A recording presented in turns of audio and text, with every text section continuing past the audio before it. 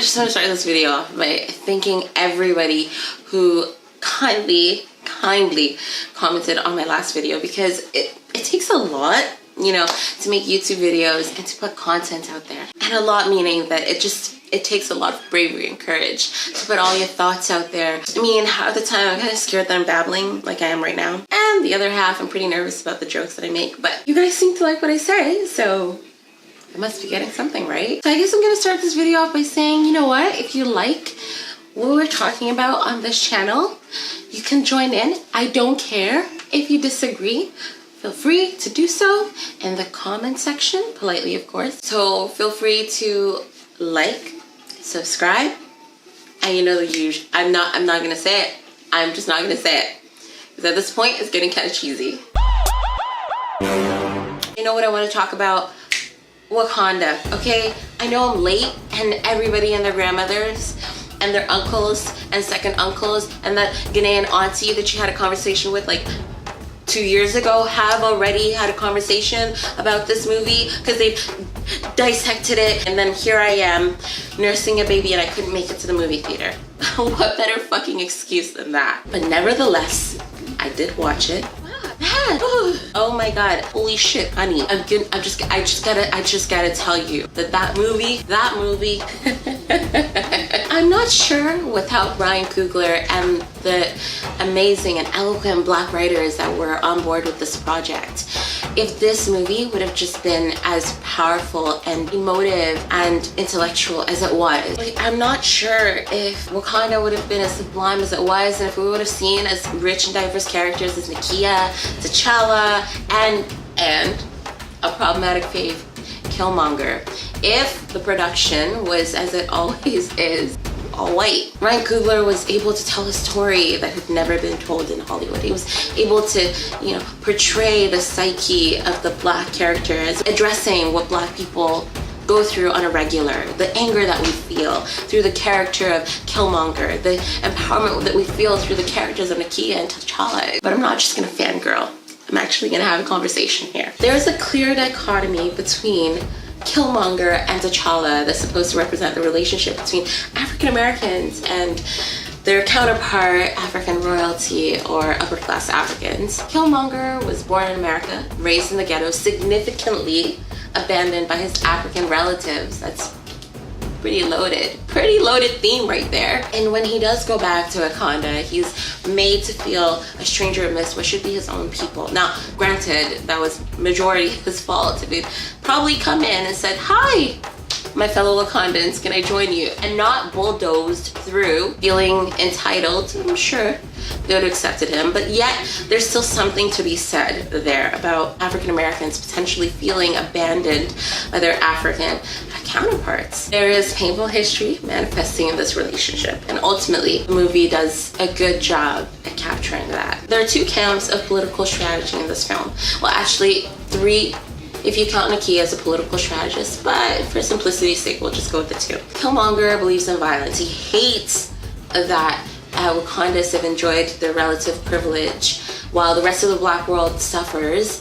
So he takes over Wakanda with the intention to arm the oppressed black world with vibranium. T'Challa, on the other hand, is a pacifist through and through. He believes in maintaining tradition and just being obedient and docile and doing things has always been done. What I find a little intriguing is that the majority of people I've spoken to, at the very least, are Team Killmonger, which is just a tad bit distressing, as it suggests that they don't see a problem with this tactic. There's this really telling scene where T'Challa says to Killmonger, "You've become the colonizer," and Killmonger says in response, "To beat the colonizer, you have to be the colonizer."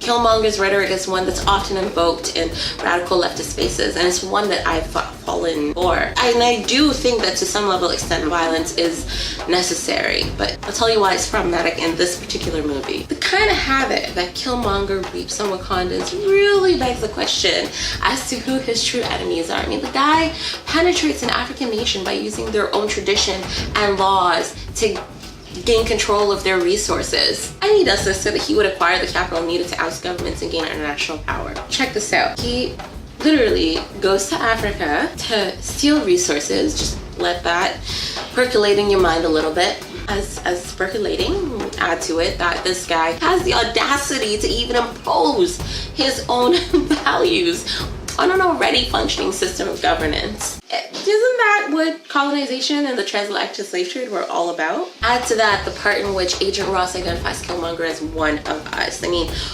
what is that supposed to mean? Like he's an American? He belongs to us? I mean, there's so many ways to interpret it. Maybe the suggestion is that despite Eric's efforts in seeking or attempting to seek true liberation, his anger is ultimately a product of his oppression. And because that's what motivates and fuels him, he can't ever really escape his oppressors. Just a thought. So why do people like Killmonger so much? He is a complex character. He embodies so much hurt and pain, the type of hurt and pain that the majority of us can identify with. I think what you have in Killmonger is this very nuanced man who has internalized the violence that has been wrought upon the Black community for centuries and subsequently enacts that violence except on his own kind. He goes into Africa with the good intention to liberate Black people from white supremacy. What he actually does is to overthrow T'Challa and gain power and throw Wakanda, why did I sing, into chaos. Don't know how that is revolutionary, since that's what white people have been doing to Africa for a very long time, but misguided activism. In supporting Killmonger, we demonstrate that we've all internalized our oppression, so much so that we become the oppressors ourselves. But honey, it can't be true liberation politics if you're willing to lie, steal, cheat, and kill your own kind to accomplish your goals. Feel me? But there's something else that's more pressing. I think the support for Killmonger also shows how much we've centered the plight of Blacks in the diaspora over the plight of Black people in Africa. It should bother us that in the short amount of time that Killmonger goes into Africa, he reaps so much chaos that lovers are on the opposite side of the battlefield. What does it mean that a Black person from the diaspora goes back into Africa and destroys a nation within Africa just so he can liberate other Black people in the diaspora? The colonizer can also have a Black face. I'm just saying. I think if we're looking at true decolonization, we need to align ourselves more with the likes of Nakia. She does the work. She doesn't pay lip service to the word allyship. And then, she actually goes into these nations, fights off warlords, it's badass. I'm kicking, but you're not seeing me kick because I can't kick as high as where this camera is up here. Yeah, I guess I'm rambling now. It was really fun talking about Black Panther, and I would like to do it again. So if you want me to do it again, like this video, subscribe to my channel, and I'm not gonna say it because that's a silly and cheesy catchphrase, but tell me I'm doing something right.